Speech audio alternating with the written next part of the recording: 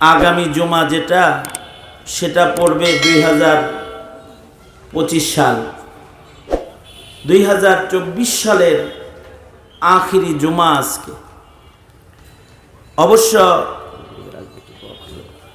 অবশ্য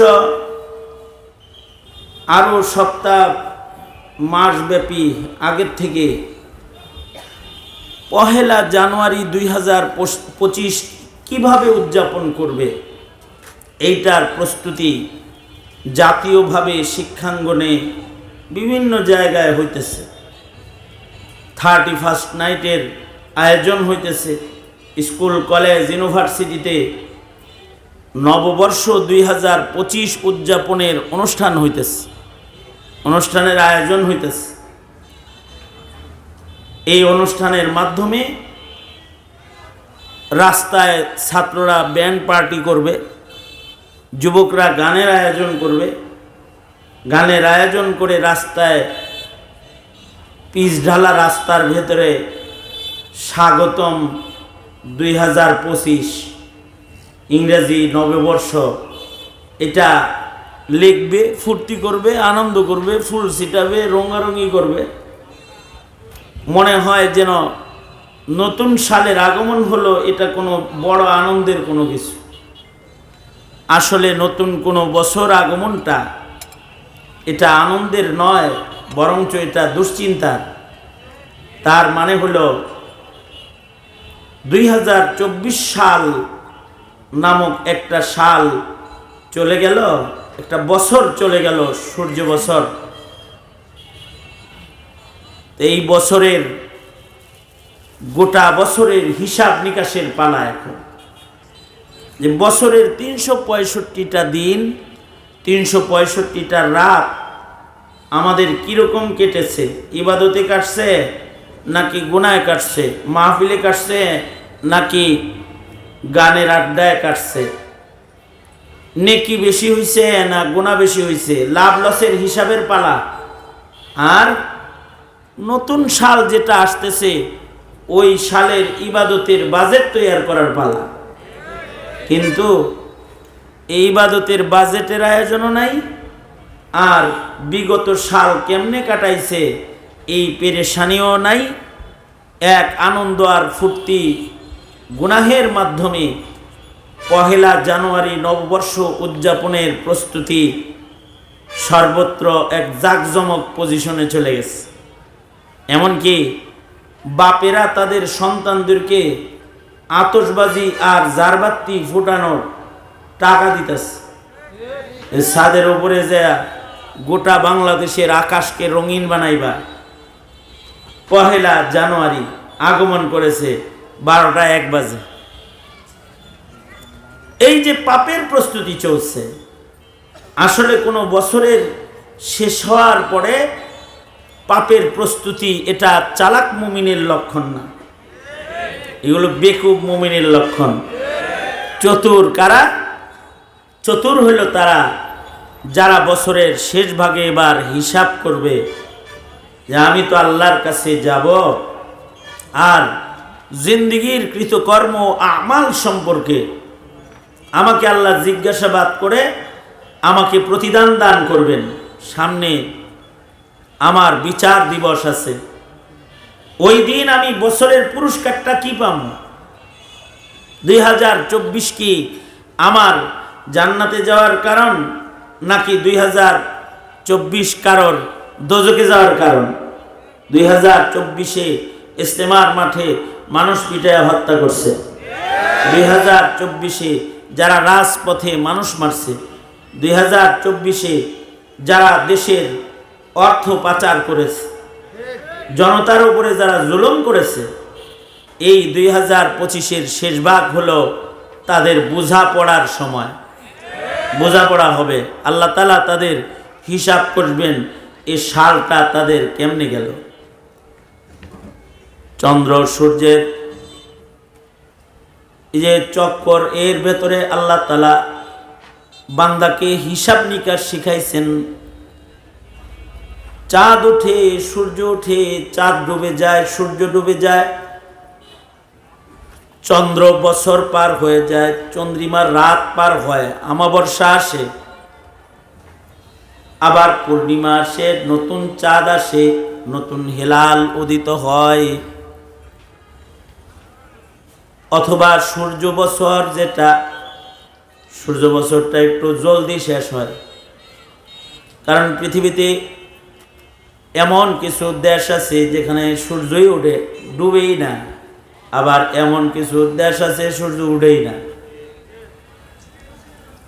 এই সালটা চন্দ্র সালের চেয়ে আরেকটু বেশি তড়িৎ গতিতে শেষ হয়। এই যে শেষ হয়, শেষ হইয়া আমাদের নতুন হিসাব তুলে দেয়। সূর্য উদয়ের মাধ্যমে নতুন হিসাব, চন্দ্র উদয়ের মাধ্যমে আলাদা নতুন হিসাব। সূর্য উদয়ের মাধ্যমে নামাজ, সূর্য ডুবার মাধ্যমে নামাজ। আকিমিস সালাতা লিদুলুকিশ শামসি ইলা গাসাকিল লাইলি ওয়া কুরআনাল ফাজর। সূর্যের চক্করের মাপে মাপে আমাদেরকে নামাজের হিসাব নিকাশ। চাঁদের মাধ্যমে আমাদের যাকাত রোজার হিসাব নিকাশ। ইয়াসআলুনাকা আনিল আহিল্লা কুল হিয়া মাওয়াকিতু লিন্নাস ওয়াল হজ। মানুষ এটা ইবাদতের ঘড়ি। চাঁদ সম্পর্কে আপনাকে মুশরিকরা জিজ্ঞাসা করছে, আপনি বলে দেন এটা মানুষের ইবাদত ঘড়ি, এটা দিয়ে মানুষ ইবাদত করবে।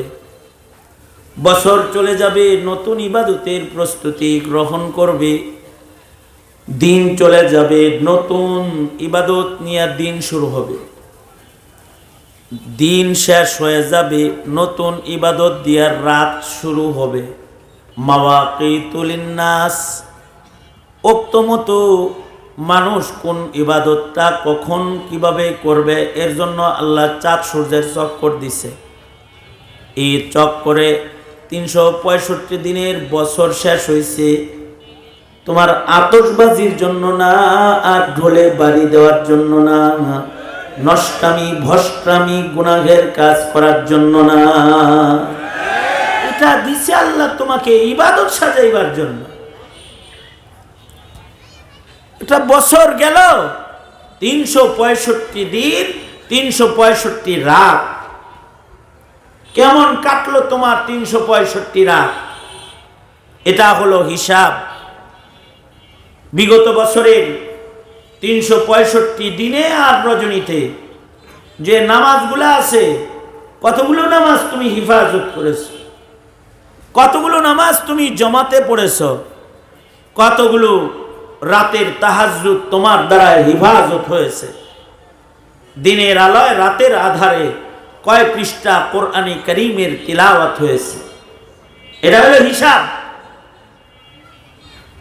সারা বছর মন মতো বছর শেষ কইরা হ্যাপি নিউ ইয়ার লেখার রাস্তায় আনন্দ করতেছো, ফালাও। তুমি কি মনে করতেছো এই যে দিন যাইতেছে এটার কোনো জাযা নাই? জাযা আছে, সাজা আছে। বছর ভালো অতিক্রম করবা তো বছরের যে কোনো দিনে তোমার মরণ হবে, তো মরণ ভালো হবে। মনে রাখবা, যার মরণ ভালো হবে তার কবর ভালো হবে, যার কবর ভালো তার হাসর ভালো। আল্লাহর রাসূল বলেন, ক্বালা রাসূলুল্লাহি সাল্লাল্লাহু আলাইহি ওয়াসাল্লাম কামা তাঈশুনা তামুতুন। আল্লাহর রাসূল বলেন, যেমন দিন রাত কাটাইবা ওই রকম তোমাদের মরণটা পাইবা। দিন রাত যদি ইবাদতে যায়, ভালো যায়, তাহলে মরণ তোমার ভালো হবে। আর যদি মরণ কারোর ভালো হয়, তাহলে আশা করা যায় তার কবর ভালো হবে। কামা তামুতুন তুবআসুন, যেমন মরণ হবে তার কবর তেমন হবে। তার বাস ওই রকম হবে, বাস বাদাল মাউত ওই রকম হবে। বাস বাদাল মাউত যার ভালো হবে তার হাসরের অবস্থান ভালো হবে। কামা তুবআসুনা তুহশারুন, বাস যেমন হবে ময়দানে মাহশরের হাজিরাটা তেমন হবে। তার মানে হায়াতের দিন রাত্রের কর্মকাণ্ডের উপরে নির্ভর করে মানুষের মরণ, মরণের উপরে নির্ভর করে তার কবর, কবর থেকে পুনরুত্থানের উপরে নির্ভর করে তার হাসর। অর্থাৎ মানব জীবনের যাজা সাজা সব নির্ভর করে তার বছরের কৃত কর্মের উপরে। বছরের কর্মকাণ্ড কৃত কর্ম যেমন সুন্দর হবে, মৃত্যুর পর থেকে হাসরের ময়দান পর্যন্ত তার পানা দানা ওরকম হবে। কেউ যদি ভালো করে জুলুম করে আল্লাহ তাকে মন্দ প্রতিদান দিবে না, আর যদি কেউ আকাম করে আল্লাহ তাআলা তাকে শাস্তি না দিয়া ছাড়বে না। ইনসাফ করবেন, আল্লাহ তাআলা জুলুম করবেন না। সুম্মা তুওয়াফা কুল্লু নাফসিম বিমা কাসাবাত ওয়া হুম লা ইউজলামুন। সুতরাং ভাবনার বিষয় হলো বছরটা কি যাজার করলাম না সাজার করলাম? এ বছর যে পার হলো এর দ্বারাই কি আমি পুরস্কার পাওয়ার উপযুক্ত নাকি শাস্তি পাওয়ার উপযুক্ত? এটা হিসাবের বিষয়। কে কথা বলেন না কেন? যারা বছরের ৩৬৫ দিন নামাজ পড়ছে, যারা প্রতিদিন কোরআন তেলাওয়াত করছে, যারা প্রতি মাসে আইয়ামি বীজে হিসাব করে রোজা রাখছে, যারা জিক্র আজকারের আমল করছে, যারা সাদাকা খায়রাত করছে, ভালো কাজে অংশগ্রহণ করছে, যাদের সময় যে কাজে কাটছে তাদের মরণটা ওই কাজের ভিতরে হয়ে যাবে। আর যদি গুনাহ করে কেউ তাহলে গুনাহের উপরে মরণ হয়ে যাবে। গুনাহ পাপাচারের উপরে মরণ হইলে সমস্যা আছে। এরকমই পাওয়া যায়, যার মেহনত যেমন হয় তার মরণ তেমন হয়। শামসুদ্দিন জাহাবী রহমাতুল্লাহ আলাইহি সারা জন্ম হাদিসের চর্চা করেছেন, মরার আগে হাদিস পড়ে মরে গেছেন। শামসুদ্দিন জাহাবী এত বড় মুহাদ্দিস ছিলেন, ওনাকে বলা হয় হাইয়াতুল ওয়াদি, হাদিস শাস্ত্রের আজদাহা। জঙ্গলে এমন কিছু আজদাহা সাপ আছে যে সাপগুলা হয় জঙ্গলের সর্দার। এই সর্দার আজদাহার মাথার উপরে মুক্তা থাকে। এই সাপগুলা মাথা উঠাইলে জঙ্গলের সব সাপ মাথা নত করে আলে। ইলমের রাজ্যে, হাদিসের রাজ্যে, তাফসীরের রাজ্যে কিছু আজদাহা আছে যারা মাথা তুললে সব মুহাদ্দিস মাথা নত করে ফেলে। ওই রকম একজন মুহাদ্দিস হলেন শামসুদ্দিন জাহাবী রহমাতুল্লাহ আলাইহি। শামসুদ্দিন জাহাবী রহমাতুল্লাহ আলাইহি এত জহিন ছিলেন, লাখ লাখ হাদিস তো মুখস্থ ছিলই। ৬ লক্ষ মুহাদ্দিসের সাওয়ানেহ ওনার মুখস্থ ছিল। হয়রান পেরেশান হইতে হয় আসমা উর রিজালের কিতাব পড়লেও না। ওনার যে বর্ণনা, কোন মুহাদ্দিসের জন্ম কবে, আজব কিতাব লিখছেন উনি। কোন দিন ধরছেন যে আজকে এত তারিখ জুমাবার, এত তারিখে কতজন মুহাদ্দিস জমিনে মারা গেছে সব ওনার মুখস্থ। এত তারিখে জমিনে কতজন মুহাদ্দিস জন্মগ্রহণ করছে তা ওনার মুখস্থ। প্রত্যেকটা দিনে দিনে কত মুহাদ্দিস জন্মাইছে আর কত মুহাদ্দিস মারা গেছে, সব জন্ম মৃত্যু সহ উনি সাওয়ানিহ বলতেন। কার আদালত কেমন ছিল, কে তার ব্যক্তি জীবনে কেমন ছিল, কার ইবাদত কেমন ছিল, সব বলতেন। হাদিস তো মুখস্থ আছি। মুহাদ্দিস হাদিস বর্ণনাকারী রাবিদের সাওয়ানিহ 6 লাখ রাবির সাওয়ানিহ ওনার মুখস্থ ছিল, জন্ম মৃত্যু সহ লক্ষ লক্ষ হাদিস মুখস্থ ছিল। ওনাকে বলা হয় হাদিস শাস্ত্রের আজদাহা। হাদিস শাস্ত্র নিয়ে সারা জনম মেহনত করেছেন। ঠিক যখন আজরাইল আইসা পড়ছে তখন তিনি হাদিস পড়া শুরু করেছেন। আন আবি হুরায়রা قال قال رسول الله صلى الله عليه وسلم من مات وهو يعلم لا إله إلا الله। হাদিসও পড়ছে, সনদ সহ হাদিস পড়ছে, আর সাথে সাথে আজরাইল রূহ বাইর করে লয়ে গেছে। জীবনে মেহনত যেমন করছে, মরণটা ঠিক হাদিস পড়তে পড়তে হয়েছে। আমাদের বাংলাদেশের আলেমদের মরণও বড় চমৎকার। মুফতি ফজলুল হক আমিনী রহমতুল্লাহ আলাইহি বুখারী শরীফের ক্লাস কইরা বাইরে হইছে, বাইরে মরে গেছে।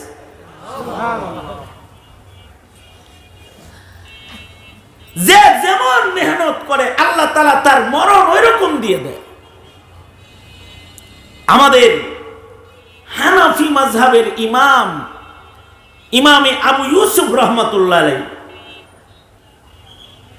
সারা জিন্দেগি ফিকহের গবেষণা করছেন, সারা জীবন ইলমে ফিকার গবেষণা করছেন। ঠিক যখন ওনার সাকারাত শুরু হয়েছে তখনও উনি ফিকহের মাসআলা বলতেছেন। কামা তাঈশুনা তামুতুন, যার মেহনত যেমন তার মরণ তেমন। মৃত্যুর আগ মুহূর্তে উনি ছাত্রদেরকে জিজ্ঞেস করতেছেন, হেদায়ের হাসিয়াতেও কথাটা আছে। মৃত্যুর আগ মুহূর্তে উনি ওনার শাগরেদদেরকে জিজ্ঞাসা করতেছেন, এই হজের সফরে যা শয়তানরে যে কঙ্কর মারবা, কঙ্কর মারার নিয়ম কি? মরার আগে জিগাইতেছে, হজের সফরে শয়তানরে কঙ্কর মারার নিয়ম কি? পায়দল মারবা নাকি সওয়ারিতে চৈরা মারবা? ছাত্ররা কেউ বলে পায়দল মারব, কেউ বলে সওয়ারিতে মারব। ইমামে আবু ইউসুফ রহমাতুল্লাহ আলাইহি বললেন, না, 3 দিন শয়তানরে কঙ্কর মারতে হয়। 3 দিনের ভেতরে 2 দিন পায়ে হাইটা মারবা, 1 দিন সওয়ারিতে মারতে পারবে। যে রমির পরে রমি আছে ওইটা পায়ে হাইটা মারবা, অর্থাৎ তাবুত থেকে পায়ে হাইটা জামারাতে যাইবা, শয়তান মাইরা আবার পায়ে হাইটা তাবুতে আনবা। পরের দিন আবার কঙ্কর আছে, পায়ে হাইটা শয়তান মারতে যাইবা, পায়ে হাইটা তাবুতে আইবা। 2 দিন কঙ্কর মারার সুন্নত তরিকা হলো পায়দল মারা। আর শেষ দিন, যেহেতু শেষ দিনের পরে আর জামারাত নাই, শেষ দিন সওয়ারিতে চৈরা, সওয়ারিতে বয়া বয়া মাইরা চলে যাইতে পারবা। মানে ফিকহি একটা মাসআলা ছাত্রদেরকে শিখাইতেছেন। একদিকে মাসআলা শিখানো শেষ, আর একদিক দিয়ে ওনার রূহ বাইর হয়ে গেছে। আনোয়ার শাহ কাশ্মীরি রহমাতুল্লাহ আলাইহি বলেন, মৃত্যুর আগ দিয়া উনি ছাত্রদেরকে মাসআলা পড়াইতেছেন। সারা জীবন মাসআলা হালাল হারাম জায়েজ না জায়েজ পড়াইছে, মরার আগ দাও সমাধান একটা দিয়ে যাইতেছে। কারণ একটা ফিকহি সমাধানের মূল্য, একটা ফিকহি সমাধানের মূল্য আল্লাহর কাছে 1000 রাকাত নফল নামাজের চেয়ে বেশি দামি। সুবহানাল্লাহ বলেন। 1000 রাকাত নফল নামাজের চাইতে একটা ফিকহি সমাধানের মূল্য আল্লাহর কাছে বেশি। এ কারণে মৃত্যুর আগে একটা মাসালা পড়াইতেছেন, তার মানে হলো 1000 রাকাত নফল নামাজের চাইতে বেশি সওয়াব এক মুহূর্তে মরার আগে কামাই করতেছেন। আর আজব মশলা ধরছে, শয়তান মারার মাসালা পড়াইতেছে। আনোয়ার শাহ কাশ্মীরি বলে, মৃত্যুর সময় শয়তান ধোঁকা দিতে আসে, মুমিনের কাছে জান্নাতও আসে, আবার শয়তানও ধোঁকা দিতে আসে। মরার সময় শয়তান যখন ধোঁকা দিতে আইছে, শয়তান মারার মাসআলা পড়ায়া শয়তানকে বুঝাইতেছে, আমি কিন্তু ইসমাইলের সন্তান, কাছে দাঁড়ে আসিস না, মারা কিন্তু জানি, নিজে জানি আমার ছাত্রদেরকে শয়তান মারা মরার আগেও আমি শিখাইতেছি, সাবধান আমার কাছে আম্মায়ের খাইস না। আনোয়ার শাহ কাশ্মীরি বলে, মরার আগ দিয়া মাসালা পড়ায়া শয়তান তাড়াইতেছে। অর্থাৎ সারা জিন্দেগির মেহনত যেমন, মরণটা এরকম। সারা জিন্দেগি মদ খাইছে, মদ খেয়েই মরছে। সারা জিন্দেগি গান গাইছে, গান গায়েই মরছে। সারা জিন্দেগি জুয়া খেলছে, জুয়া খেলতে যেই মরছে। সারা জিন্দেগি মানুষের উপরে জুলুম করছে, জুলুম করতে যাই মরছে। ডাকাতি করছে, ডাকাতি করতে যাই মরছে। চাঁদাবাজি করছে, চাঁদাবাজি করতে যাই জনতার জুতার আঘাতে মারা গেছে। আর সারা জিন্দেগি নামাজ পড়ছে, মুসাল্লায় দাঁড়ায় মরে গেছে। কামা তাঈশুনা তামুতুন। সুতরাং একটা বছর শেষ হয়েছে, আমি আপনাদেরকে এই যে এখন দোয়া কবুলের টাইম, এই কেবল যে সময়টা পার করতেছি, এখন দোয়া কবুলের টাইম। যা দোয়া করবো সব কবুল। কি দোয়া করবেন? দুইটা দোয়া আমি শিখাই আপনাদেরকে। যেহেতু ইয়াউমুল জুমআ, এখন দোয়া কবুলের সময়। 1 নাম্বার দোয়াটা করবেন, আয় আল্লাহ, জুমাবার আজকে ইংরেজি বছরের শেষ জুমা, তোমার কাছে দোয়া করতেছি, আমি যে বছরে গুনাহগুলা করছি ওইগুলা এখন তুমি আমারে মাফ করে দাও। এই কথাটা বলবেন আল্লাহর কাছে, আয় আল্লাহ, তুমি আমার গুনাহ মাফ করে দাও। মাফ চাই আল্লাহর কাছে তওবা করবেন। শুধু যদি এই কথাটা এখন বলেন, এখন তো ডাইরেক্ট কানেকশন, এখন যদি বলেন আস্তাগফিরুল্লাহ, ওগো আল্লাহ, এই বছরের সব গুনাহ থেকে তোমার কাছে মাফ চাই, এতটুকুন কথা যদি মুখ দিয়ে খালি উচ্চারণ করেন, তাহলে আল্লাহর রাসূল খবর দিয়েছেন কোরআন সুন্নাহর মাধ্যমে। আল্লাহর রাসূল বলেন, মহান আল্লাহ খুশি হইয়া বাম পাশের যত গুনাহ আছে এগুলোরে বাইর করে আমলনামাটা খালি বানায়া, গুনাহগুলাকে নেকি বানায়া আল্লাহর ডান পাশে ঢুকায়া দিবেন। উলাইকা ইউবাদদিলুল্লাহু সাইয়্যাতিহিম হাসানাত। গুনাহগুলারে বাইর করে নেকি বানায়া ডান পাশে ঢুকায়া দিবে। আর আল্লাহর রাসূল বলেন, যেই ফিরিস্তায় গুনাহগুলা লেখছে তাদের মাথার থেকেও মহান আল্লাহ গুনাহগুলাকে মুইছা দিবে।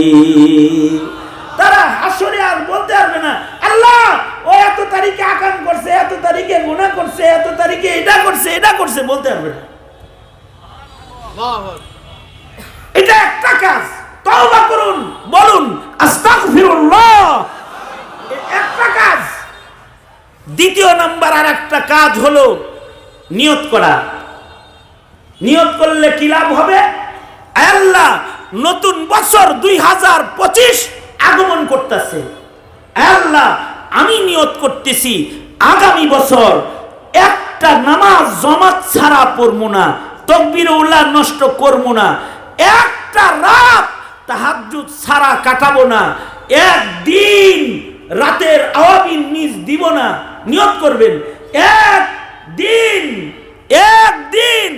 ইশরাক কাজা করব না। এই আমলগুলা সবগুলার আমি নিয়ত করে আনাইলাম, আমলগুলা বছরের শেষ তারিখ পর্যন্ত 26-এর 1 তারিখ পর্যন্ত আমলগুলা বাস্তবায়ন করার আগেই শুধু নিয়ত করার কারণে আল্লাহ তাআলা 1 বছরের ইবাদতগুলা আমলনামার ভেতরে আল্লাহ উঠায়া দিবেন।